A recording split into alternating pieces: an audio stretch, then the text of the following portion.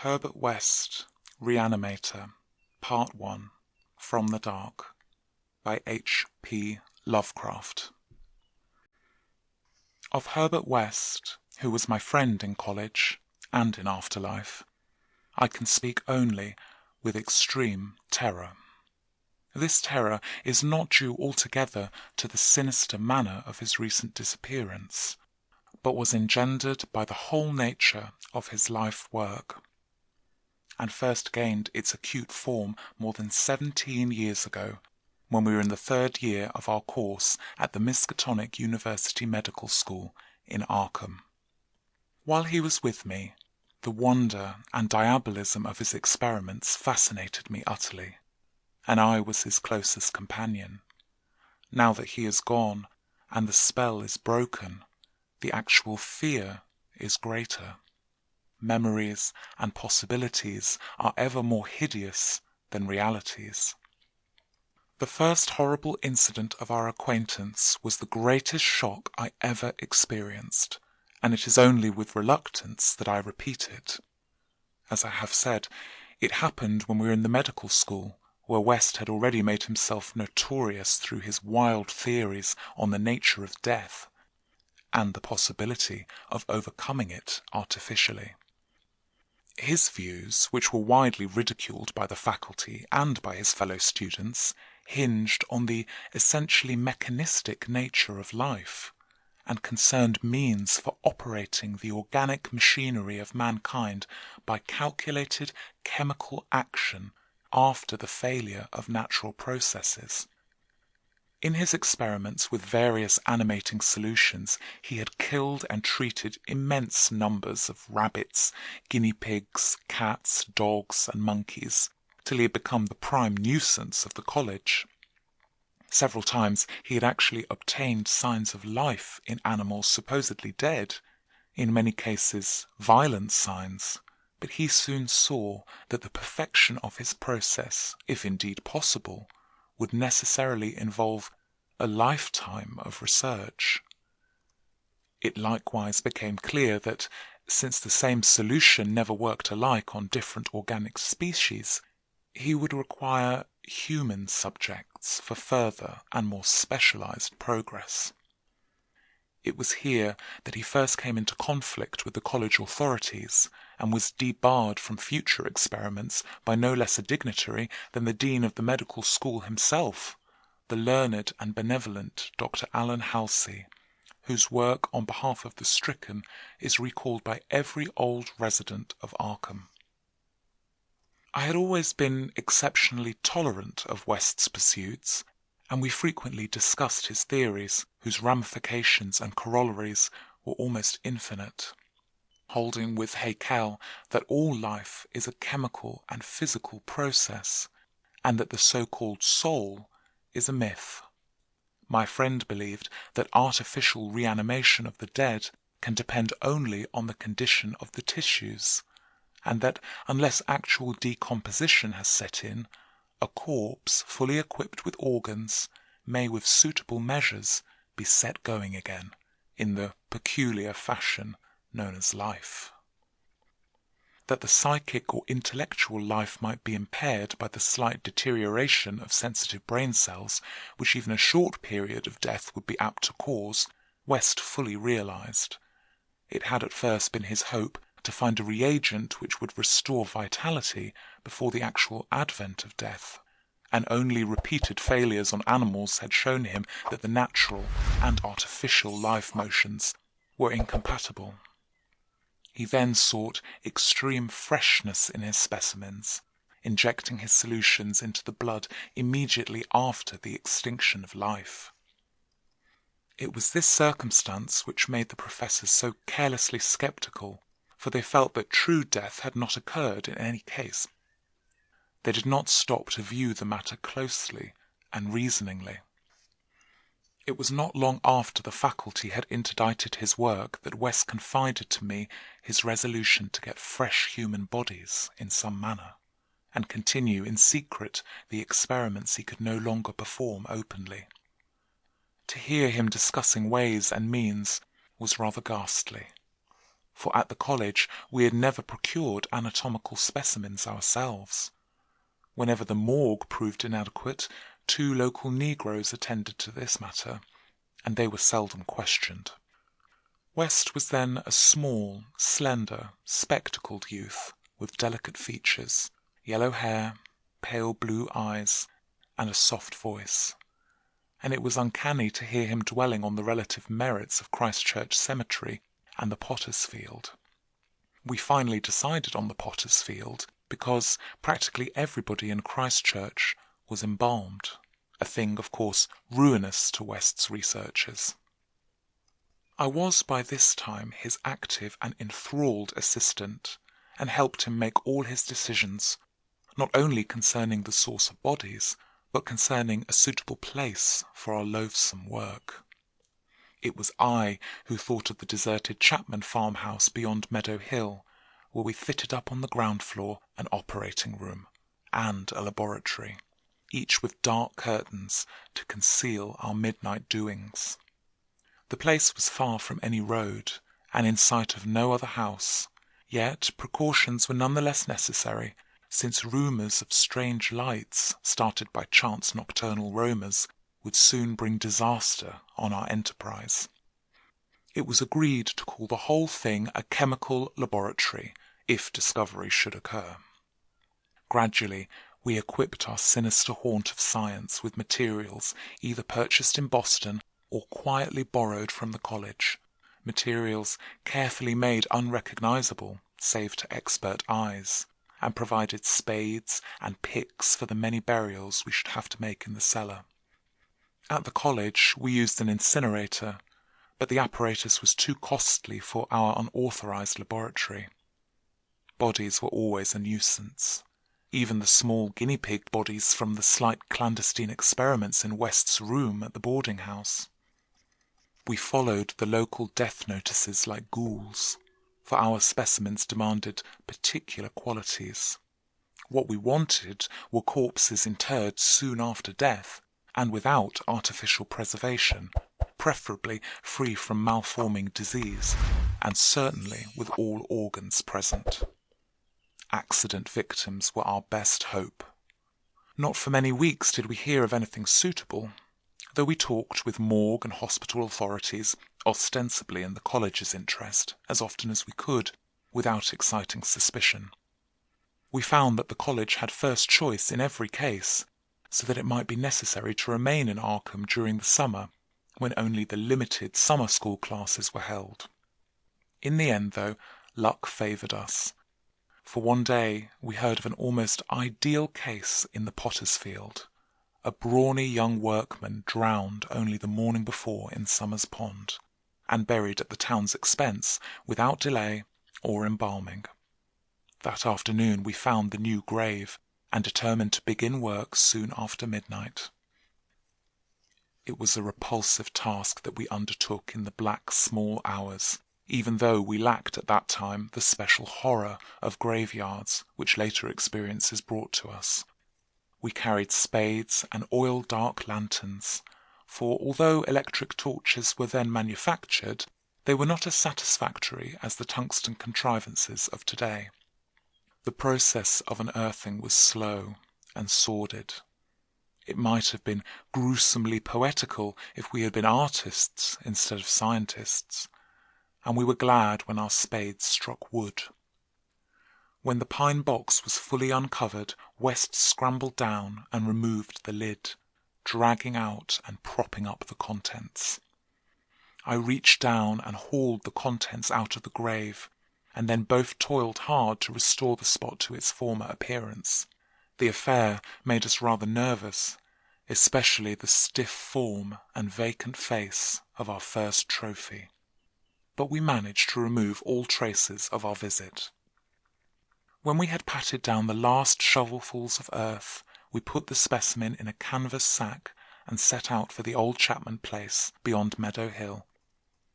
On an improvised dissecting table in the old farmhouse, by the light of a powerful acetylene lamp, the specimen was not very spectral looking. It had been a sturdy and apparently unimaginative youth of wholesome plebeian type, large-framed, grey-eyed, and brown-haired, a sound animal without psychological subtleties, and probably having vital processes of the simplest and healthiest sort. Now, with the eyes closed, it looked more asleep than dead, though the expert test of my friend soon left no doubt on that score.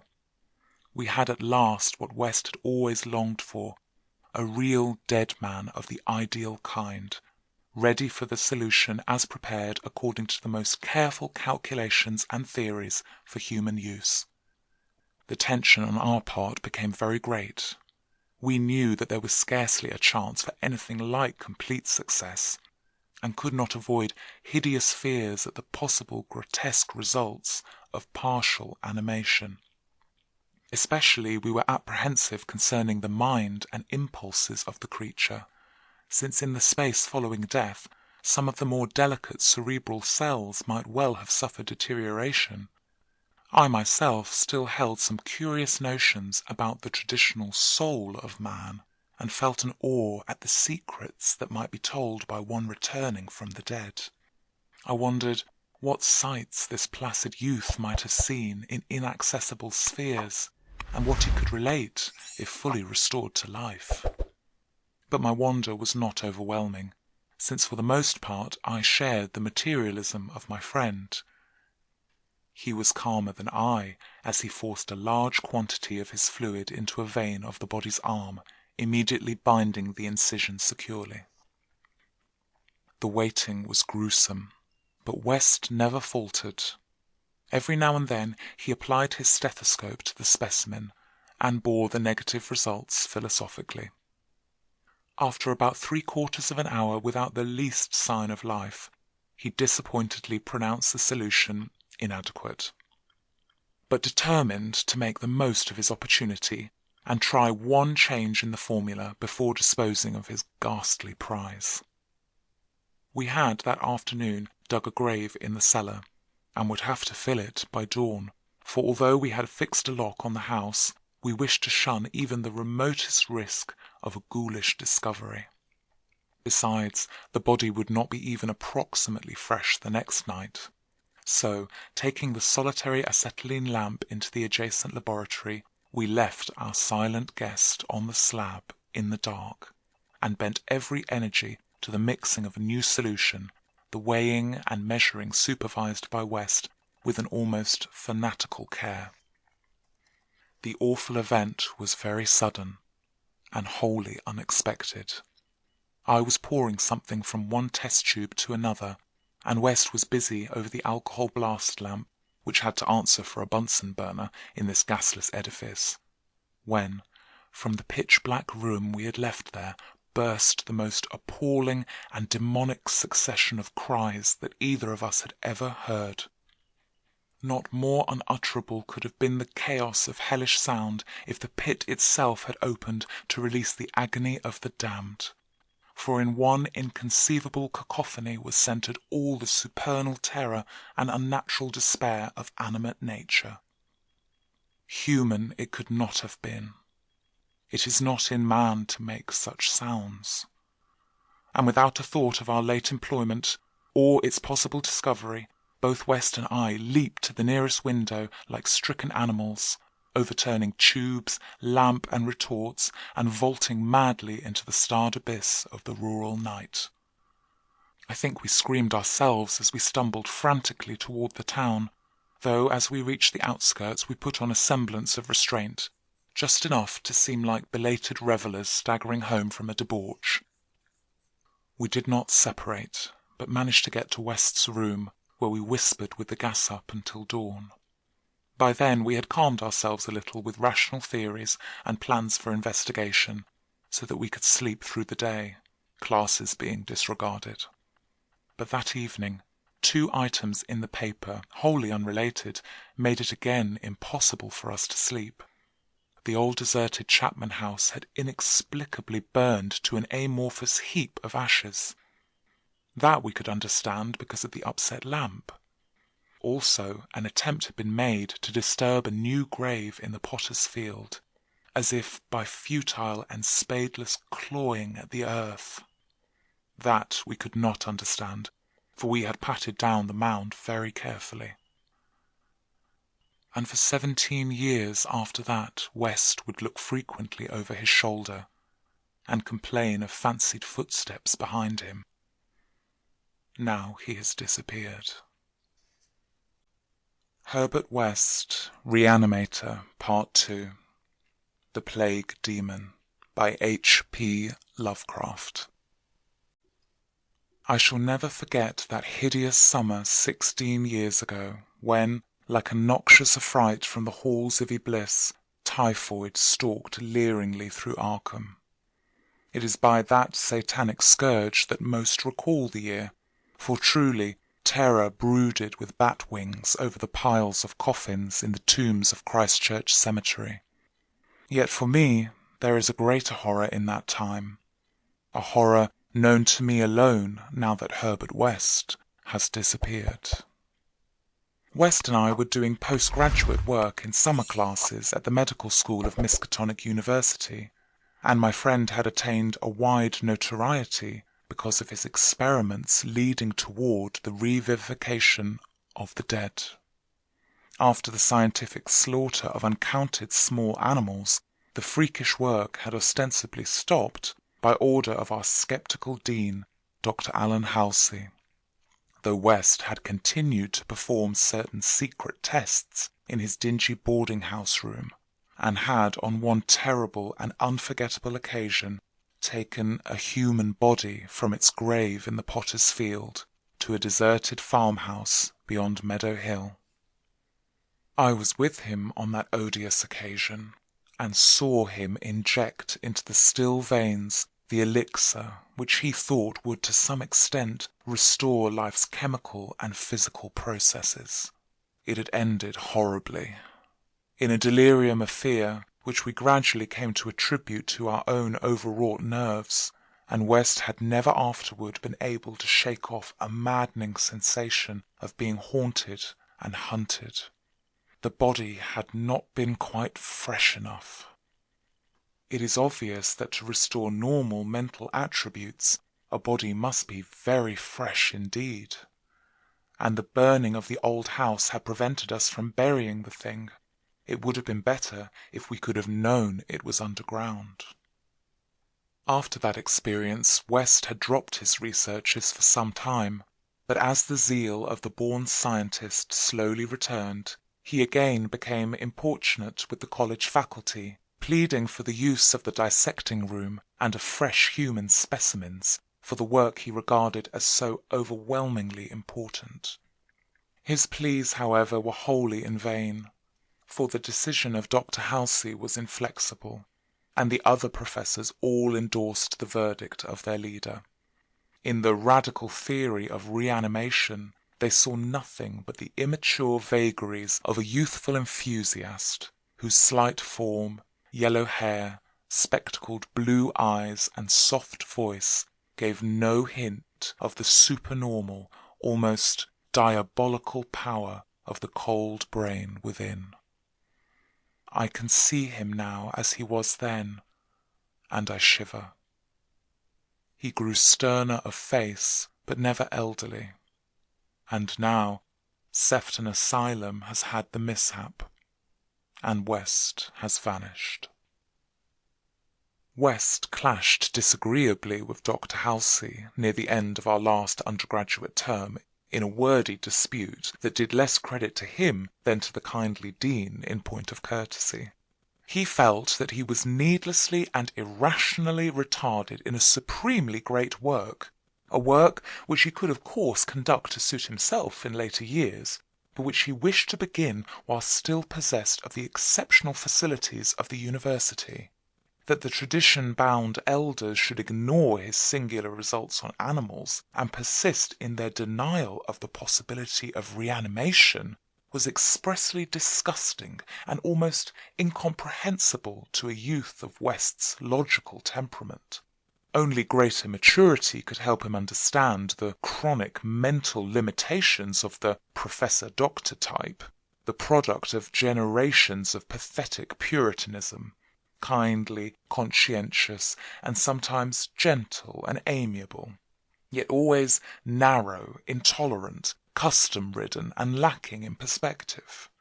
Age has more charity for these incomplete yet high-souled characters, whose worst real vice is timidity, and who are ultimately punished by a general ridicule for their intellectual sins. Sins like Ptolemaism, Calvinism, anti-Darwinism, anti-Nietzscheism, and every sort of Sabbatarianism and sumptuary legislation.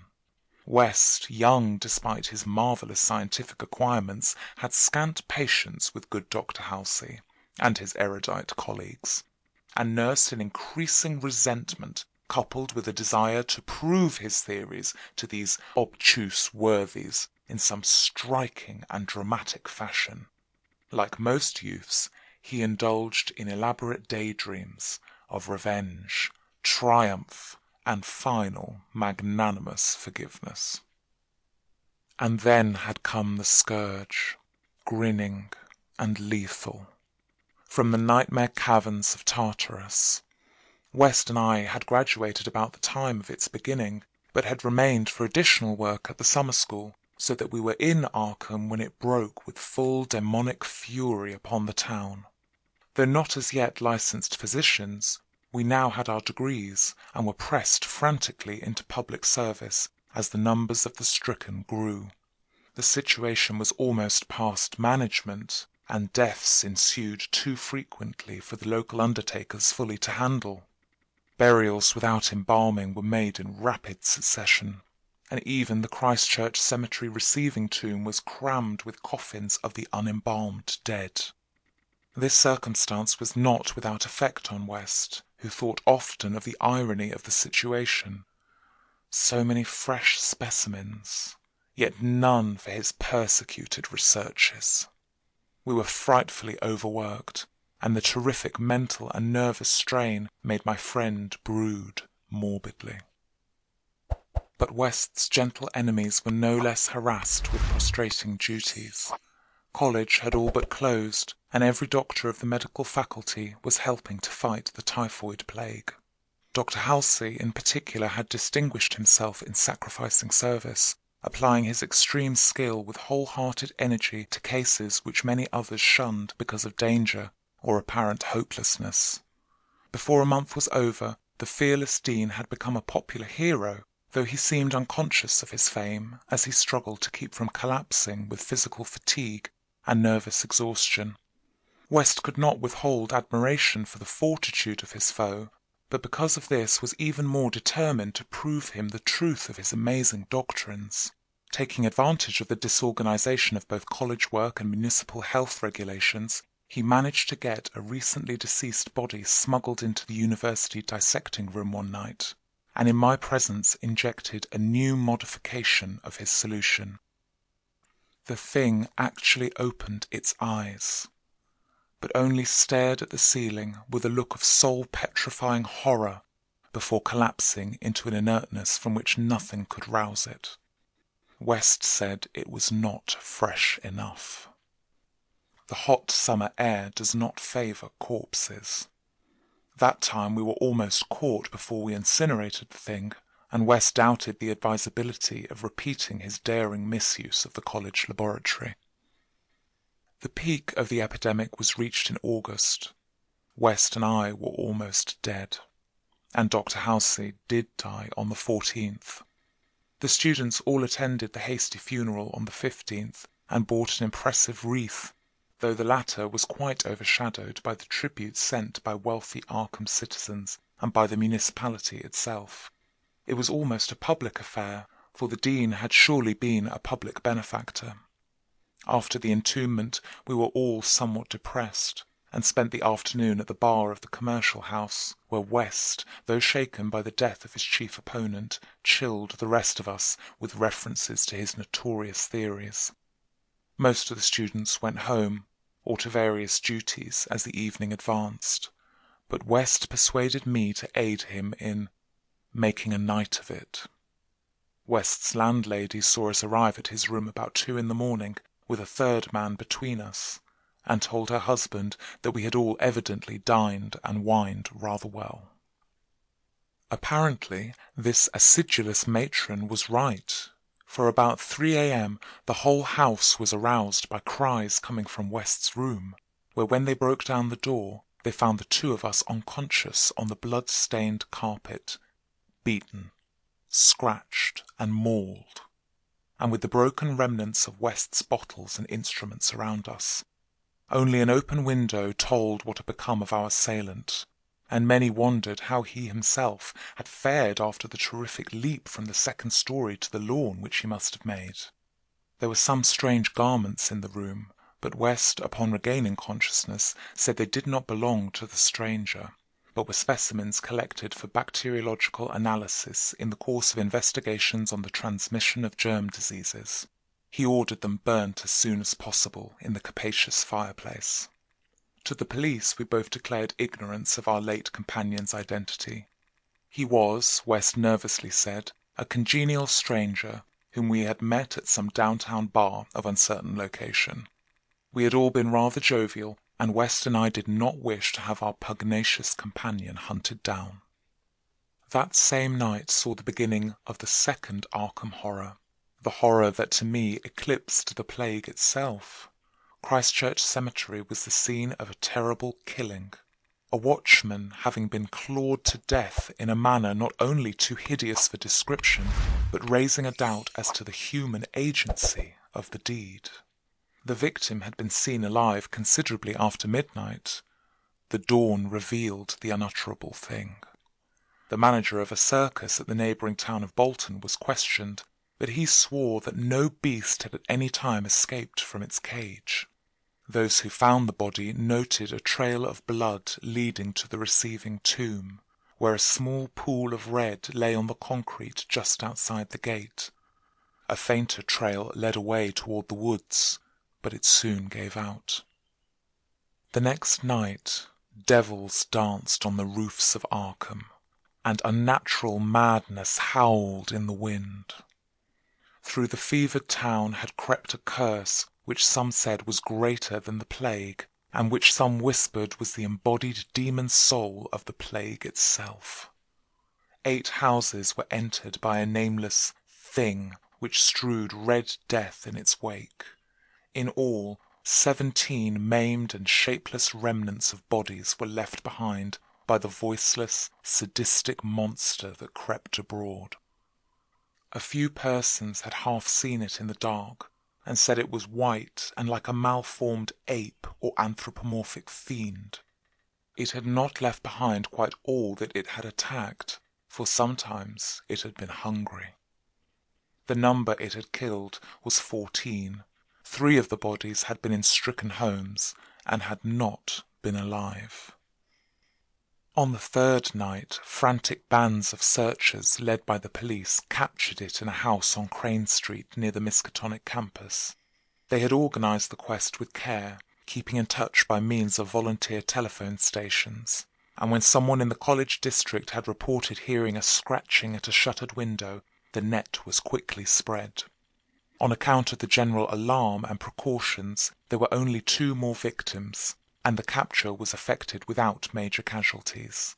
The thing was finally stopped by a bullet, though not a fatal one, and was rushed to the local hospital amidst universal excitement and loathing.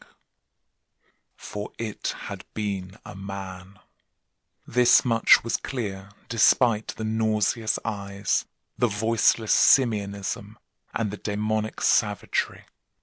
They dressed its wound and carted it to the asylum at Sefton, where it beat its head against the walls of a padded cell for 16 years.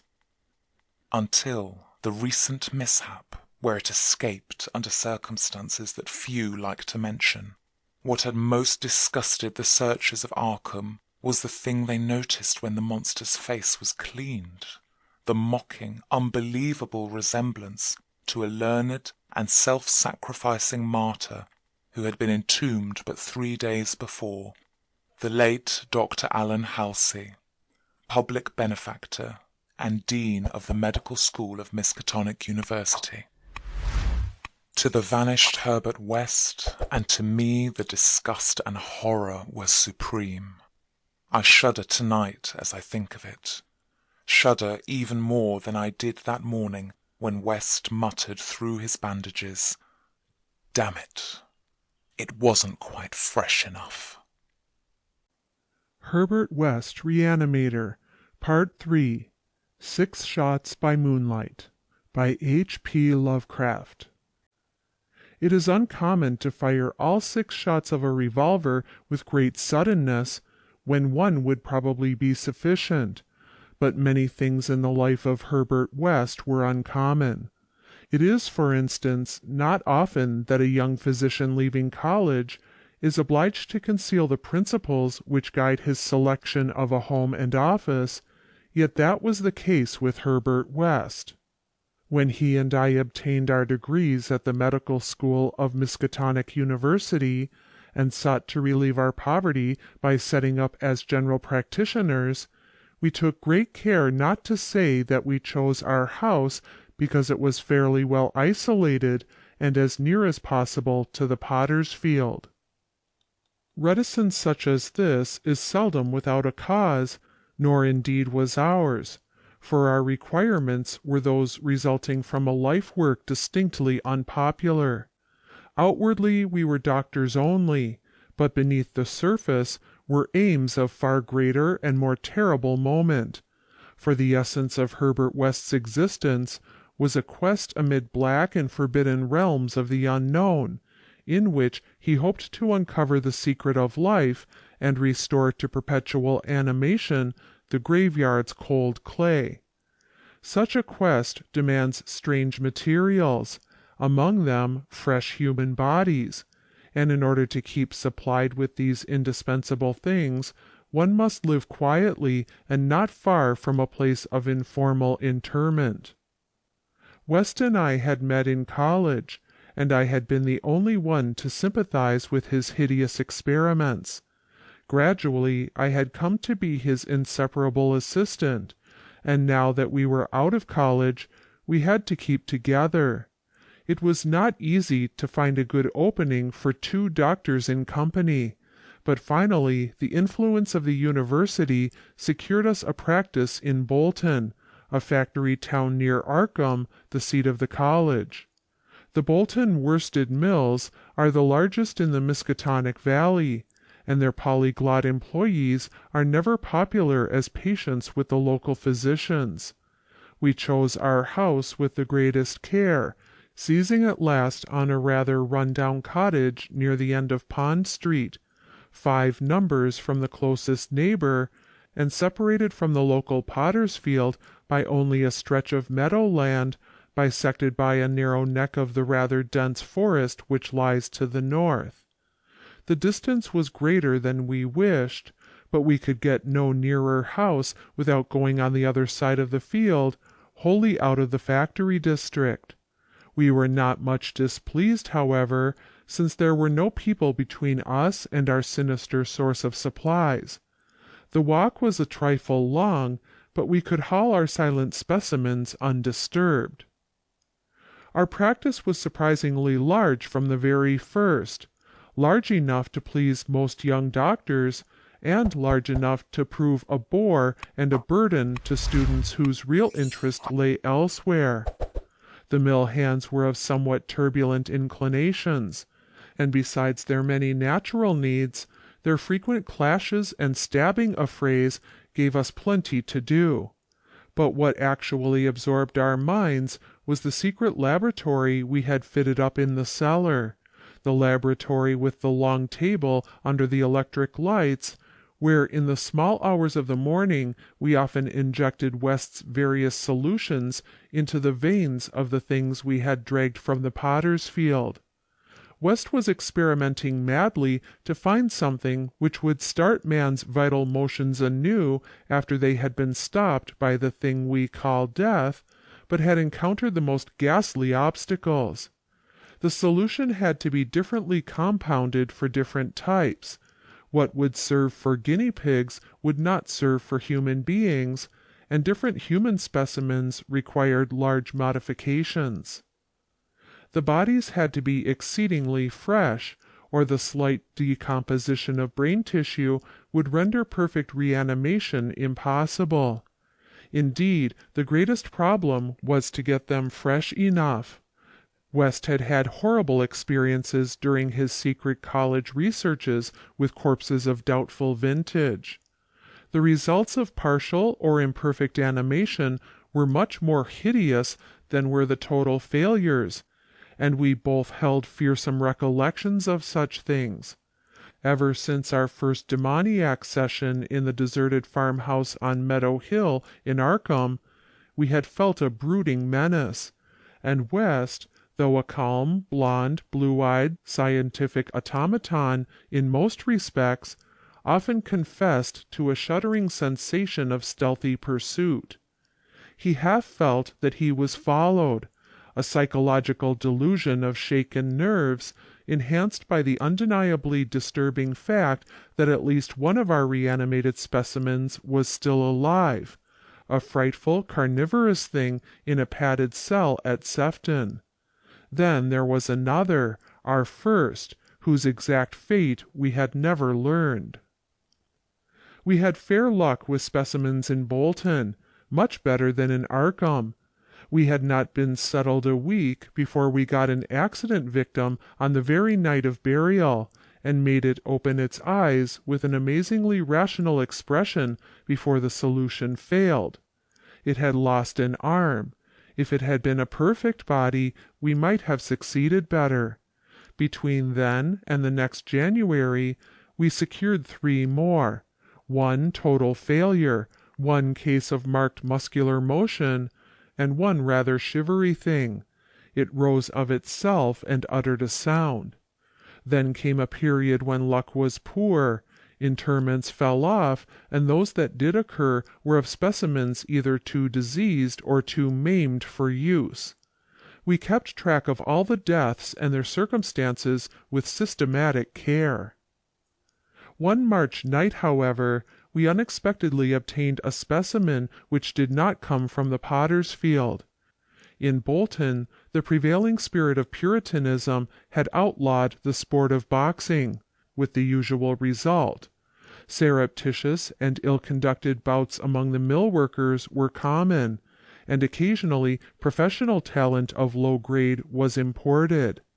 This late winter night there had been such a match, evidently with disastrous results, since 2 timorous Poles had come to us with incoherently whispered entreaties to attend to a very secret and desperate case.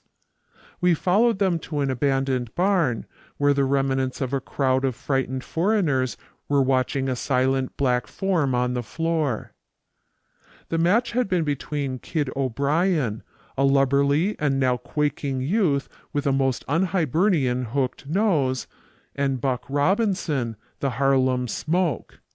The Negro had been knocked out, and a moment's examination showed us that he would permanently remain so. He was a loathsome, gorilla-like thing, with abnormally long arms which I could not help calling forelegs, and a face that conjured up thoughts of unspeakable Congo secrets and tom-tom poundings under an eerie moon. The body must have looked even worse in life, but the world holds many ugly things. Fear was upon the whole pitiful crowd, for they did not know what the law would exact of them if the affair were not hushed up, and they were grateful when West, in spite of my involuntary shudders, offered to get rid of the thing quietly, for a purpose I knew too well. There was bright moonlight over the snowless landscape, but we dressed the thing and carried it home between us through the deserted streets and meadows, as we had carried a similar thing one horrible night in Arkham. We approached the house from the field in the rear, took the specimen in the back door and down the cellar stairs, and prepared it for the usual experiment. Our fear of the police was absurdly great, though we had timed our trip to avoid the solitary patrolman of that section. The result was wearily anticlimactic. It was wholly unresponsive to every solution we injected in its black arm, solutions prepared from experience with white specimens only.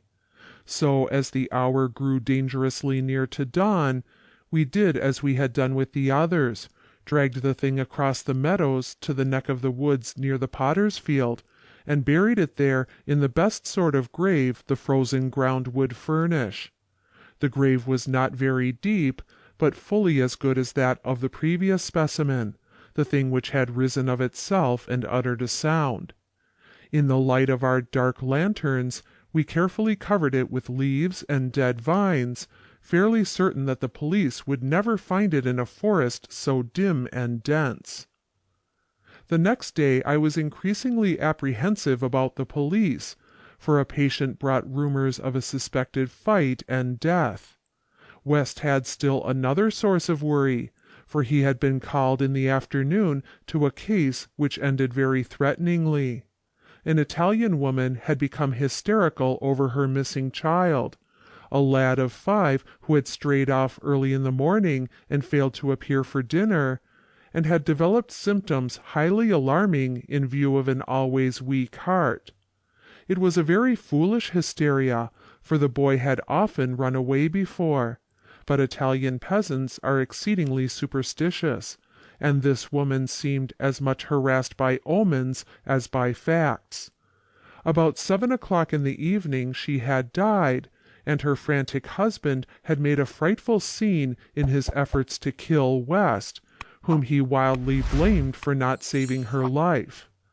Friends had held him when he drew a stiletto, but West departed amidst his inhuman shrieks, curses, and oaths of vengeance. In his latest affliction the fellow seemed to have forgotten his child, who was still missing as the night advanced. There was some talk of searching the woods, but most of the family's friends were busy with the dead woman and the screaming man. Altogether, the nervous strain upon West must have been tremendous. Thoughts of the police and of the mad Italian both weighed heavily. We retired about 11, but I did not sleep well. Bolton had a surprisingly good police force for so small a town, and I could not help fearing the mess which would ensue if the affair of the night before were ever tracked down. It might mean the end of all our local work, and perhaps prison for both West and me. I did not like those rumors of a fight which were floating about. After the clock had struck 3, the moon shone in my eyes, but I turned over without rising to pull down the shade. Then there came the steady rattling at the back door.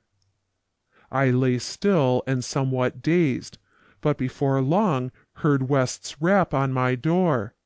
He was clad in dressing gown and slippers, and had in his hands a revolver and an electric flashlight.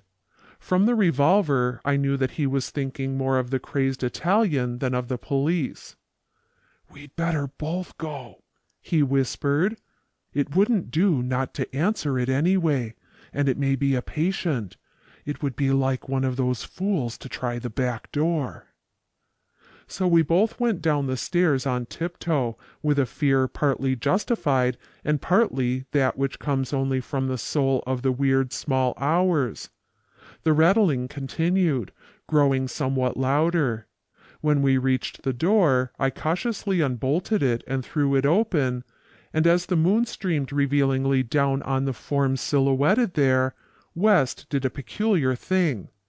Despite the obvious danger of attracting notice and bringing down on our heads the dreaded police investigation, a thing which after all was mercifully averted by the relative isolation of our cottage, my friend suddenly, excitedly, and unnecessarily emptied all 6 chambers of his revolver into the nocturnal visitor. For that visitor was neither Italian nor policeman. Looming hideously against the spectral moon was a gigantic, misshapen thing, not to be imagined save in nightmares, a glassy-eyed, ink-black apparition nearly on all fours, covered with bits of mold, leaves, and vines, foul with caked blood, and having between its glistening teeth a snow-white, terrible, cylindrical object terminating in a tiny hand. Herbert West, Reanimator, Part 4. The Scream of the Dead by H.P. Lovecraft. The scream of a dead man gave to me that acute and added horror of Dr. Herbert West, which harassed the later years of our companionship. It is natural that such a thing as a dead man's scream should give horror, for it is obviously not a pleasing or ordinary occurrence. But I was used to similar experiences, hence suffered on this occasion only because of a particular circumstance. And, as I have implied, it was not of the dead man himself that I became afraid. Herbert West, whose associate and assistant I was, possessed scientific interests far beyond the usual routine of a village physician. That was why, when establishing his practice in Bolton, he had chosen an isolated house near the Potter's Field. Briefly and brutally stated, West's soul-absorbing interest was a secret study of the phenomena of life and its cessation, leading toward the reanimation of the dead through injections of an excitant solution. For this ghastly experimenting it was necessary to have a constant supply of very fresh human bodies. Very fresh because even the least decay hopelessly damaged the brain structure, and human because we found that the solution had to be compounded differently for different types of organisms.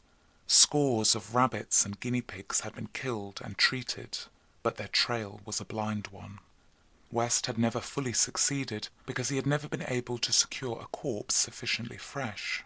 What he wanted were bodies from which vitality had only just departed, bodies with every cell intact and capable of receiving again the impulse toward that mode of motion called life. There was hope that this second and artificial life might be made perpetual by repetitions of the injection, but we had learned that an ordinary natural life would not respond to the action. To establish the artificial motion, natural life must be extinct. The specimens must be very fresh, but genuinely dead. The awesome quest had begun when West and I were students at the Miskatonic University Medical School in Arkham, vividly conscious for the first time of the thoroughly mechanical nature of life. That was 7 years before, but West looked scarcely a day older now. He was small, blond, clean-shaven, soft-voiced, and spectacled, with only an occasional flash of a cold blue eye to tell of the hardening and growing fanaticism of his character under the pressure of his terrible investigations. Our experiences had often been hideous in the extreme, the results of defective reanimation, where lumps of graveyard clay had been galvanized into morbid, unnatural, and brainless motion by various modifications of the vital solution. One thing had uttered a nerve-shattering scream.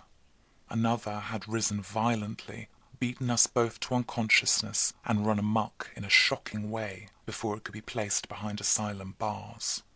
Still another, a loathsome African monstrosity, had clawed out of its shallow grave and done a deed. West had had to shoot that object.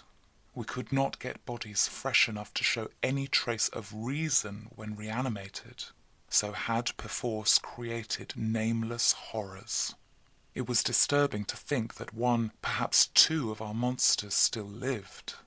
That thought haunted us shadowingly, till finally West disappeared under frightful circumstances. But at the time of the scream in the cellar laboratory of the isolated Bolton cottage, our fears were subordinate to our anxiety for extremely fresh specimens. West was more avid than I, so that it almost seemed to me that he looked half covetously at any very healthy living physique. It was in July 1910 that the bad luck regarding specimens began to turn. I had been on a long visit to my parents in Illinois, and upon my return found West in a state of singular elation. He had, he told me excitedly, in all likelihood solved the problem of freshness through an approach from an entirely new angle, that of artificial preservation. I had known that he was working on a new and highly unusual embalming compound, and was not surprised that it had turned out well. but until he explained the details, I was rather puzzled as to how such a compound could help in our work, since the objectionable staleness of the specimens was largely due to delay occurring before we secured them. This, I now saw, West had clearly recognized, creating his embalming compound for future rather than immediate use, and trusting to fate to supply again some very recent and unburied corpse, as it had years before when we obtained the Negro killed in the Bolton prize fight. At last fate had been kind, so that on this occasion there lay in the secret cellar laboratory a corpse whose decay could not by any possibility have begun. What would happen on reanimation, and whether we could hope for a revival of mind and reason, West did not venture to predict.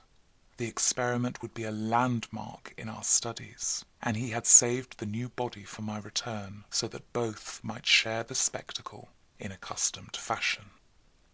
West told me how he had obtained the specimen. It had been a vigorous man, a well-dressed stranger just off the train, on his way to transact some business with the Bolton Worsted Mills. The walk through the town had been long, and by the time the traveller paused at our cottage to ask the way to the factories, his heart had become greatly overtaxed. He had refused a stimulant, and had suddenly dropped dead only a moment later. The body, as might be expected, seemed to West a heaven-sent gift. In his brief conversation, the stranger had made it clear that he was unknown in Bolton, and a search of his pockets subsequently revealed him to be one Robert Levitt of St. Louis, apparently without a family to make instant inquiries about his disappearance. If this man could not be restored to life, no one would know of our experiment. We buried our materials in a dense strip of woods between the house and the potter's field. If, on the other hand, he could be restored, our fame would be brilliantly and perpetually established. So without delay, West had injected into the body's wrist the compound which would hold it fresh for use after my arrival. The matter of the presumably weak heart, which to my mind imperilled the success of our experiment, did not appear to trouble West extensively. He hoped at last to obtain what he had never obtained before, a rekindled spark of reason, and perhaps a normal living creature. So, on the night of July the 18th, 1910, Herbert West and I stood in the cellar laboratory and gazed at a white, silent figure beneath the dazzling arc light. The embalming compound had worked uncannily well, for as I stared fascinatedly at the sturdy frame which had lain 2 weeks without stiffening, I was moved to seek West's assurance that the thing was really dead. This assurance he gave readily enough, reminding me that the reanimating solution was never used without careful tests as to life, since it could have no effect if any of the original vitality were present. As West proceeded to take preliminary steps, I was impressed by the vast intricacy of the new experiment, an intricacy so vast that he could trust no hand less delicate than his own. Forbidding me to touch the body, he first injected a drug in the wrist just beside the place his needle had punctured when injecting the embalming compound. This, he said, was to neutralize the compound and release the system to a normal relaxation so that the reanimating solution might freely work when injected. Slightly later, when a change and a gentle tremor seemed to affect the dead limbs, West stuffed a pillow-like object violently over the twitching face, not withdrawing it until the corpse appeared quiet and ready for our attempt at reanimation. The pale enthusiast now applied some last perfunctory tests for absolute lifelessness, withdrew satisfied, and finally injected into the left arm an accurately measured amount of the vital elixir, prepared during the afternoon with a greater care than we had used since college days, when our feet were new and groping. I cannot express the wild, breathless suspense with which we waited for results on this first really fresh specimen, the first we could reasonably expect to open its lips in rational speech, perhaps to tell of what it had seen beyond the unfathomable abyss. West was a materialist, believing in no soul, and attributing all the working of consciousness to bodily phenomena. Consequently, he looked for no revelation of hideous secrets from gulfs and caverns beyond death's barrier. I did not wholly disagree with him theoretically, yet held vague instinctive remnants of the primitive faith of my forefathers, so that I could not help eyeing the corpse with a certain amount of awe and terrible expectation. Besides, I could not extract from my memory that hideous, inhuman shriek we heard on the night we tried our first experiment in the deserted farmhouse at Arkham.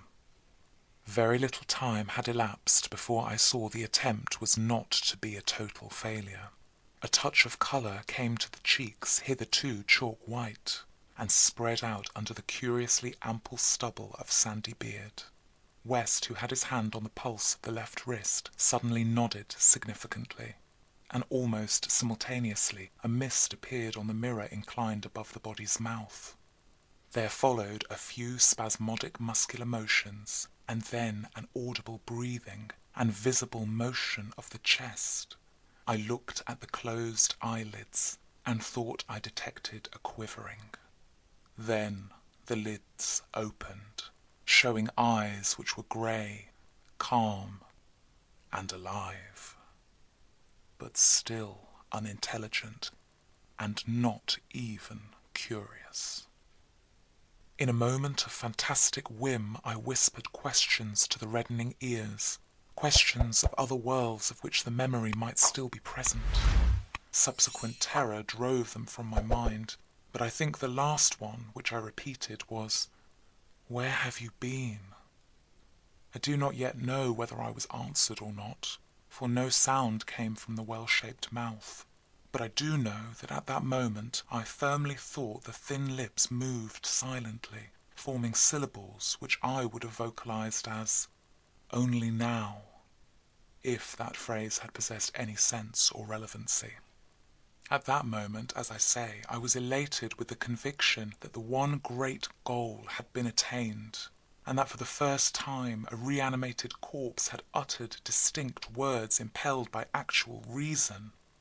In the next moment there was no doubt about the triumph, no doubt that the solution had truly accomplished, at least temporarily, its full mission of restoring rational and articulate life to the dead. But in that triumph there came to me the greatest of all horrors.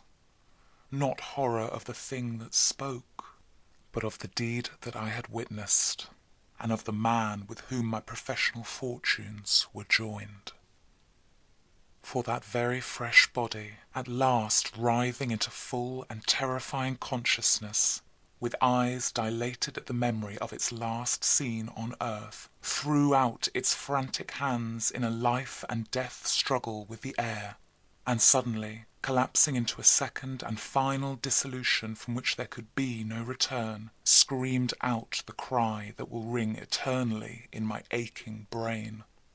"Help! Keep off, you cursed little towhead fiend! Keep that damn needle away from me!"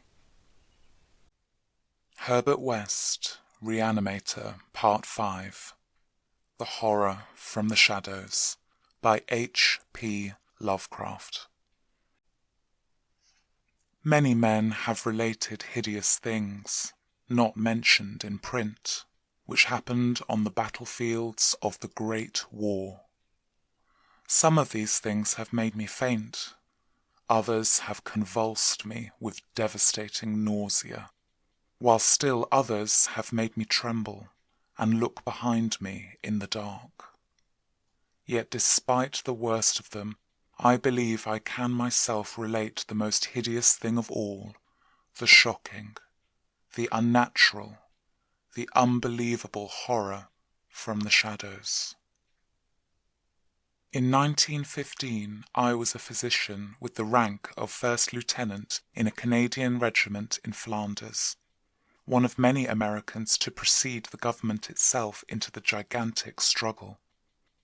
I had not entered the army of my own initiative, but rather as a natural result of the enlistment of the man whose indispensable assistant I was, the celebrated Boston surgical specialist, Dr. Herbert West.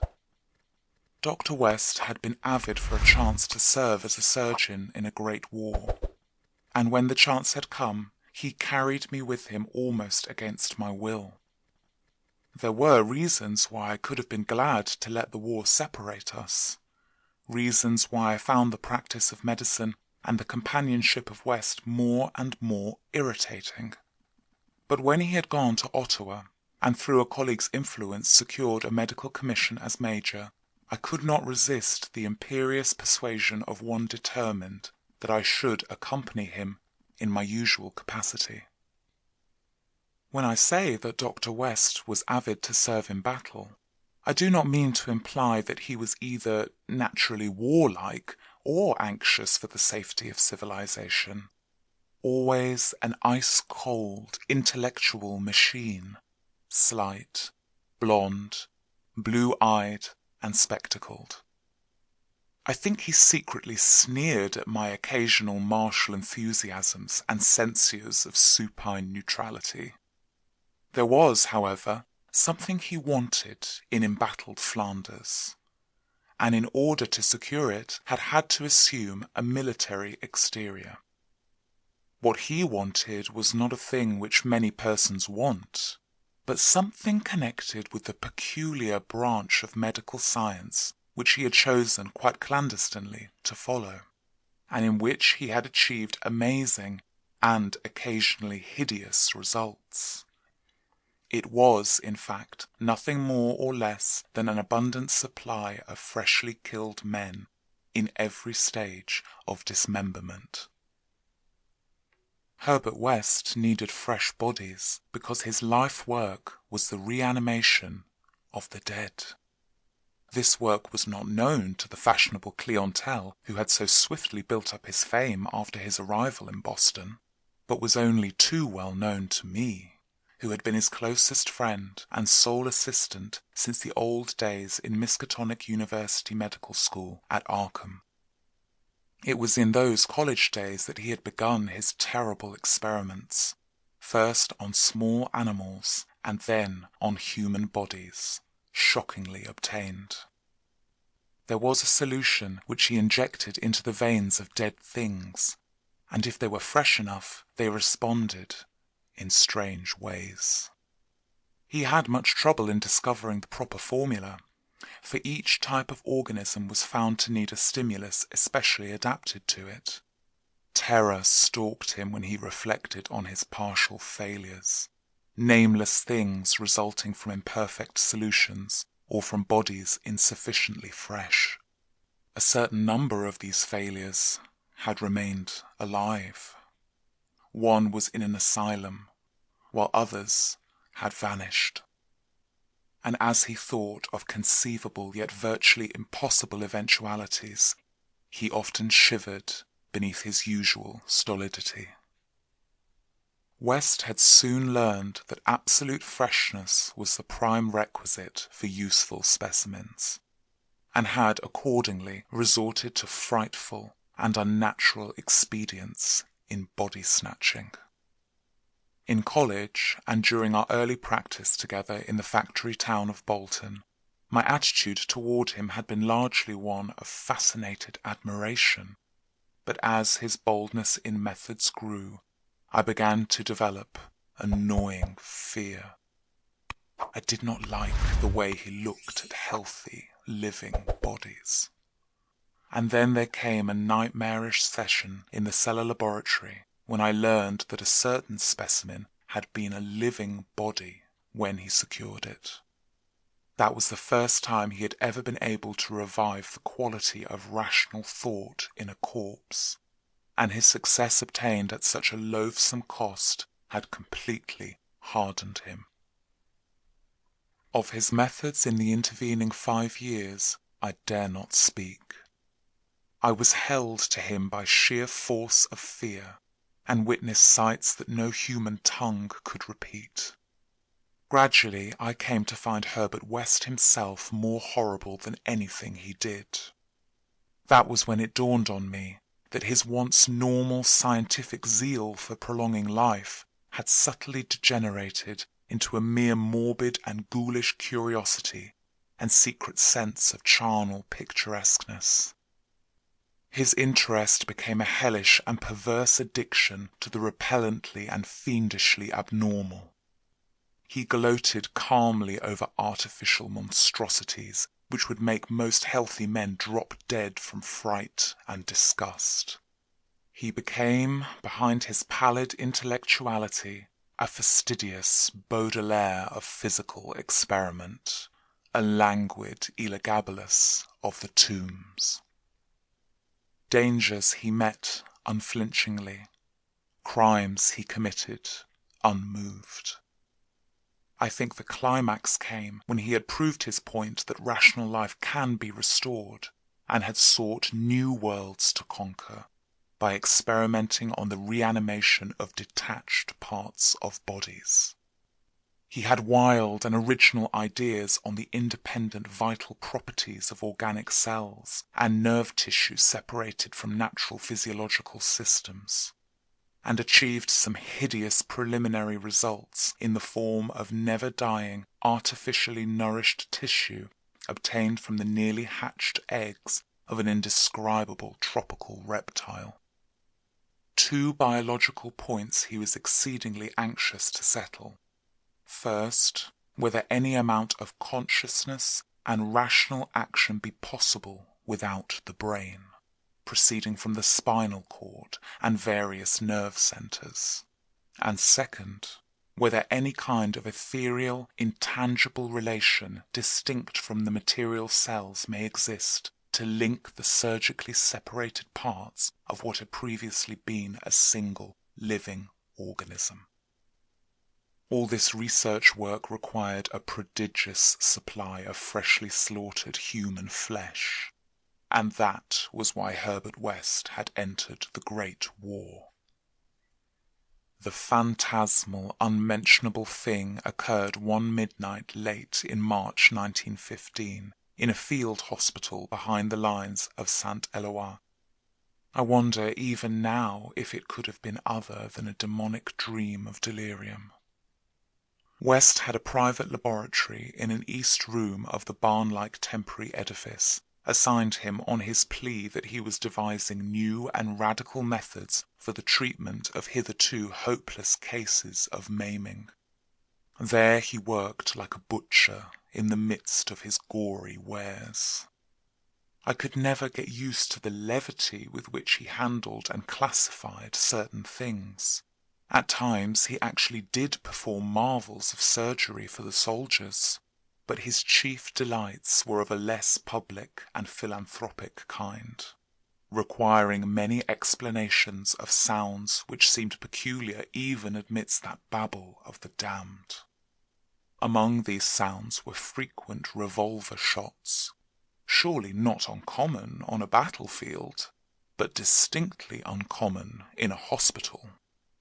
Dr. West's reanimated specimens were not meant for long existence or a large audience. Besides human tissue, West employed much of the reptile embryo tissue which he had cultivated with such singular results. It was better than human material for maintaining life in organless fragments, and that was now my friend's chief activity.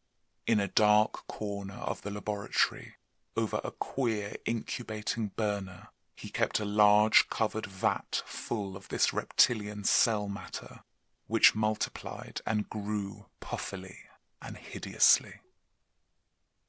On the night of which I speak we had a splendid new specimen, a man at once physically powerful and of such high mentality that a sensitive nervous system was assured. It was rather ironic, for he was the officer who had helped West to his commission, and who was now to have been our associate. Moreover, he had in the past secretly studied the theory of reanimation to some extent under West. Major Sir Eric Morland Clapham Lee, D.S.O., was the greatest surgeon in our division, and had been hastily assigned to the Saint-Éloi sector when news of the heavy fighting reached headquarters. He had come in an aeroplane piloted by the intrepid Lieutenant Ronald Hill, only to be shot down when directly over his destination. The fall had been spectacular and awful. Hill was unrecognizable afterward, but the wreck yielded up the great surgeon in a nearly decapitated but otherwise intact condition. West had greedily seized the lifeless thing which had once been his friend and fellow scholar, and I shuddered when he finished severing the head, placed it in his hellish vat of pulpy reptile tissue to preserve it for future experiments, and proceeded to treat the decapitated body on the operating table. He injected new blood, joined certain veins, arteries, and nerves at the headless neck, and closed the ghastly aperture with engrafted skin from an unidentified specimen which had borne an officer's uniform. I knew what he wanted: to see if this highly organized body could exhibit without its head any of the signs of mental life which had distinguished Sir Eric Morland Clapham Lee. Once a student of reanimation, this silent trunk was now gruesomely called upon to exemplify it. I can still see Herbert West under the sinister electric light as he injected his reanimating solution into the arm of the headless body. The scene I cannot describe. I should faint if I tried it, for there is a madness in a room full of classified charnel things, with blood and lesser human debris almost ankle deep on the slimy floor, and with hideous reptilian abnormalities sprouting, bubbling, and baking over a winking bluish-green spectre of dim flame in a far corner of black shadows. The specimen, as West repeatedly observed, had a splendid nervous system. Much was expected of it, and a few twitching motions began to appear. I could see the feverish interest on West's face. He was ready, I think, to see proof of his increasingly strong opinion that consciousness, reason, and personality can exist independently of the brain.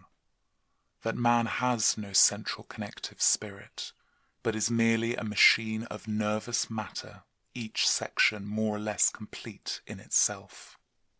In one triumphant demonstration, West was about to relegate the mystery of life to the category of myth. The body now twitched more vigorously, and beneath our avid eyes commenced to heave in a frightful way. The arms stirred disquietingly, the legs drew up, and various muscles contracted in a repulsive kind of writhing. Then the headless thing threw out its arms in a gesture which was unmistakably one of desperation. An intelligent desperation, apparently sufficient to prove every theory of Herbert West. Certainly the nerves were recalling the man's last act in life, the struggle to get free of the falling aeroplane. What followed, I shall never positively know. It may have been wholly a hallucination from the shock caused at that instant by the sudden and complete destruction of the building in a cataclysm of German shell fire. Who can gainsay it, since West and I were the only proved survivors? West liked to think that before his recent disappearance. But there were times when he could not. For it was queer that we both had the same hallucination. The hideous occurrence itself was very simple, notable only for what it implied. The body on the table had risen with a blind and terrible groping, and we had heard a sound. I should not call that sound a voice, for it was too awful. And yet its timbre was not the most awful thing about it. Neither was its message. It had merely screamed, "Jump, Ronald! For God's sake, jump!" The awful thing was its source, for it had come from the large covered vat in that ghoulish corner of crawling black shadows. Herbert West Reanimator, Part 6, The Tomb Legions, by H.P. Lovecraft. When Dr. Herbert West disappeared a year ago, the Boston police questioned me closely. They suspected that I was holding something back, and perhaps suspected graver things. But I could not tell them the truth because they would not have believed it. They knew, indeed, that West had been connected with activities beyond the credence of ordinary men, for his hideous experiments in the reanimation of dead bodies had long been too extensive to admit of perfect secrecy. But the final soul-shattering catastrophe had elements of demonic fantasy which make even me doubt the reality of what I saw. I was West's closest friend and only confidential assistant. We had met years before in medical school, and from the first I had shared his terrible researches. He had slowly tried to perfect a solution which, injected into the veins of the newly deceased, would restore life. A labor demanding an abundance of fresh corpses, and therefore involving the most unnatural actions. Still more shocking were the products of some of the experiments. Grisly masses of flesh that had been dead, but that West waked to a blind, brainless, nauseous animation.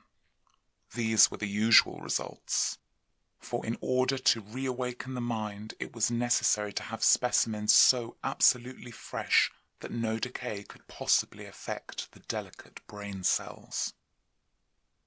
This need for very fresh corpses had been West's moral undoing. They were hard to get, and one awful day he had secured his specimen while it was still alive and vigorous. A struggle, a needle, and a powerful alkaloid had transformed it to a very fresh corpse, and the experiment had succeeded for a brief and memorable moment. But West had emerged with a soul calloused and seared, and a hardened eye which sometimes glanced with a kind of hideous and calculating appraisal at men of especially sensitive brain and especially vigorous physique. Toward the last I became acutely afraid of West, for he began to look at me that way. People did not seem to notice his glances, but they noticed my fear, and after his disappearance used that as a basis for some absurd suspicions. West, in reality, was more afraid than I, for his abominable pursuits entailed a life of furtiveness and dread of every shadow. Partly it was the police he feared, but sometimes his nervousness was deeper and more nebulous, touching on certain indescribable things into which he had injected a morbid life, and from which he had not seen that life depart. He usually finished his experiments with a revolver, but a few times he had not been quick enough. There was that first specimen on whose rifled grave marks of clawing were later seen. There was also that Arkham professor's body, which had done cannibal things before it had been captured and thrust unidentified into a madhouse cell at Sefton, where it beat the wall for 16 years. Most of the other possibly surviving results were things less easy to speak of, for in later years West's scientific zeal had degenerated to an unhealthy and fantastic mania, and he had spent his chief skill in vitalizing not entire human bodies, but isolated parts of bodies, or parts joined to organic matter other than human. It had become fiendishly disgusting by the time he disappeared. Many of the experiments could not even be hinted at in print. The great war through which both of us served as surgeons had intensified this side of West. In saying that West's fear of his specimens was nebulous, I have in mind particularly its complex nature.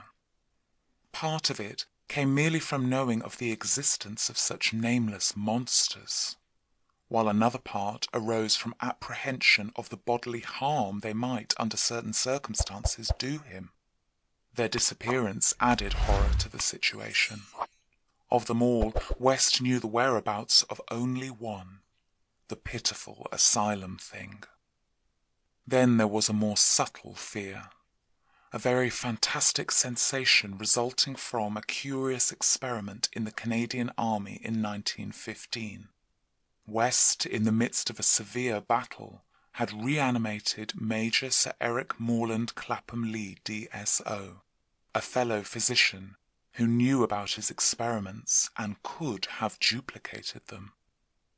The head had been removed so that the possibilities of quasi-intelligent life in the trunk might be investigated.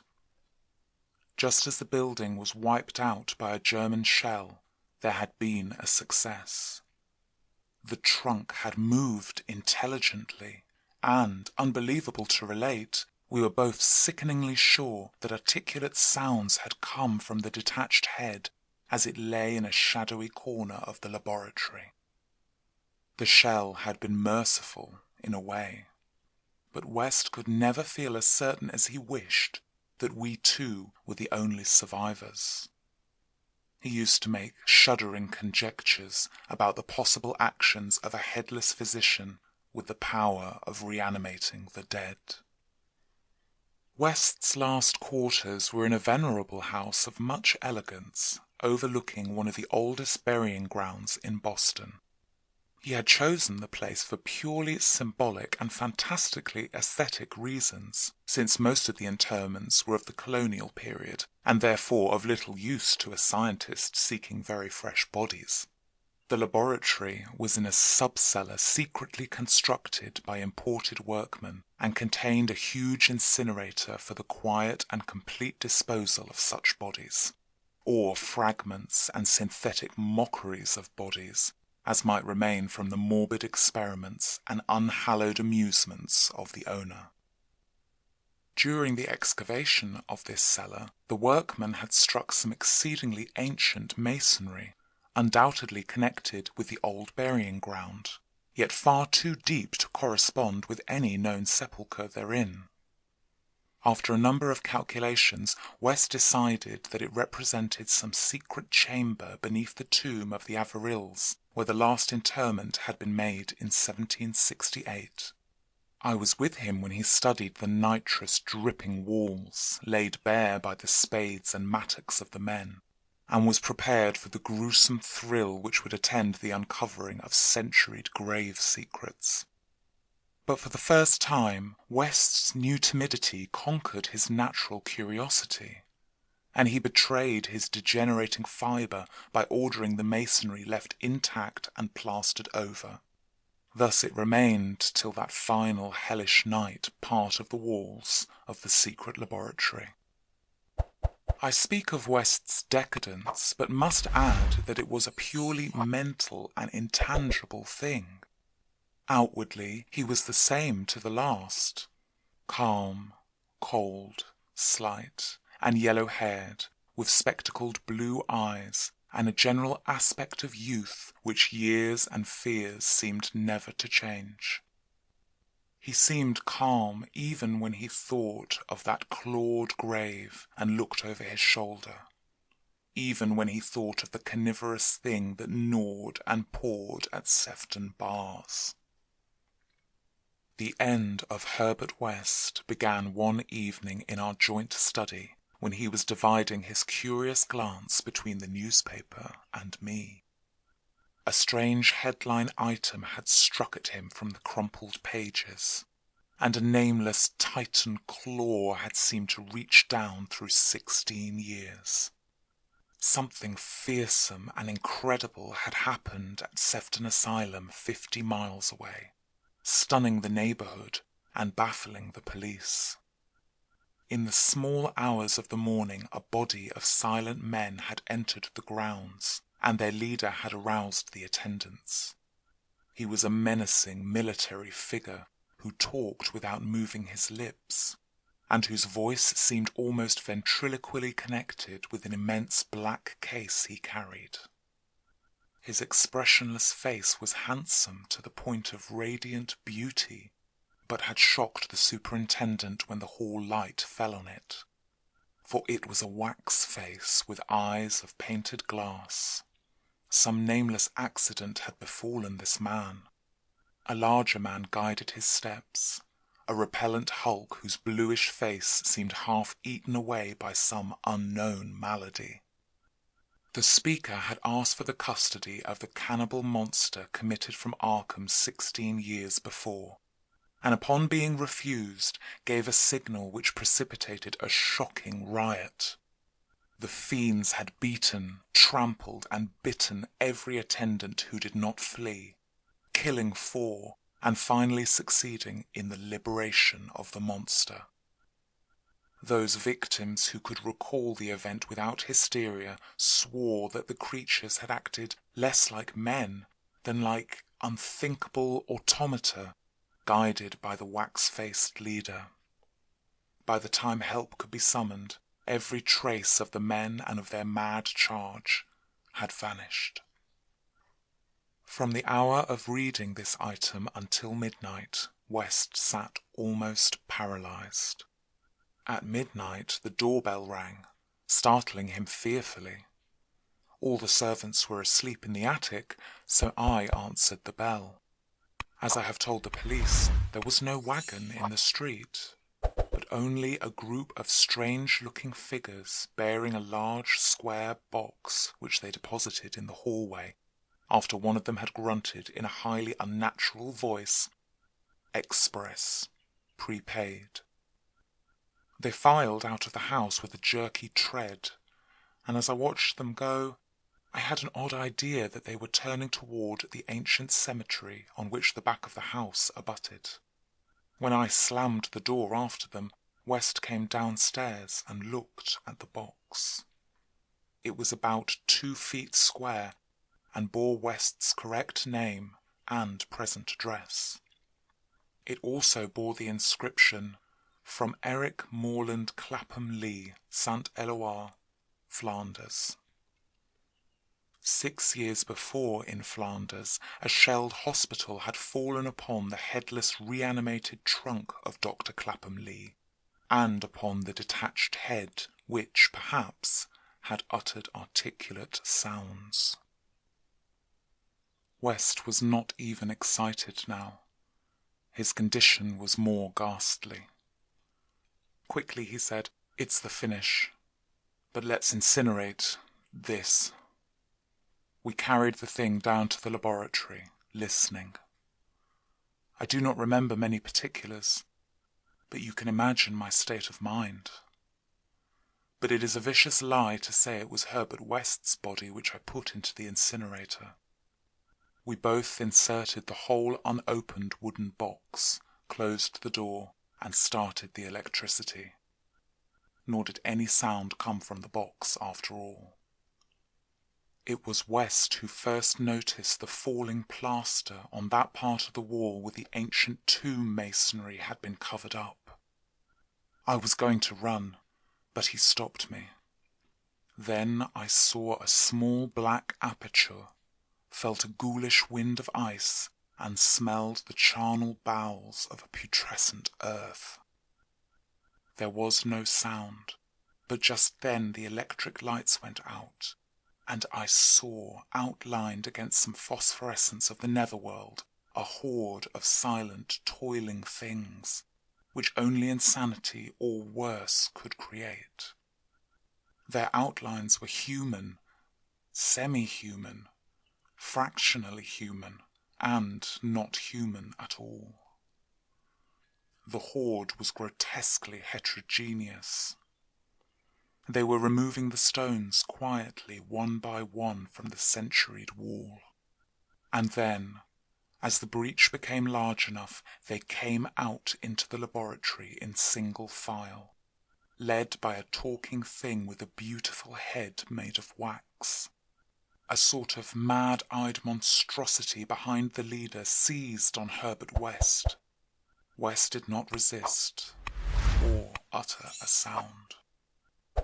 Then they all sprang at him and tore him to pieces before my eyes, bearing the fragments away into that subterranean vault of fabulous abominations. West's head was carried off by the wax-headed leader, who wore a Canadian officer's uniform. As it disappeared, I saw that the blue eyes behind the spectacles were hideously blazing with their first touch of frantic, visible emotion. Servants found me unconscious in the morning. West was gone. The incinerator contained only unidentifiable ashes. Detectives have questioned me, but what can I say? The Sefton tragedy they will not connect with West, nor that, nor the men with the box whose existence they deny. I told them of the vault, and they pointed to the unbroken plaster wall and laughed. So I told them no more. They imply that I am either a madman or a murderer. Probably I am mad. But I might not be mad if those accursed tomb legions had not been so silent.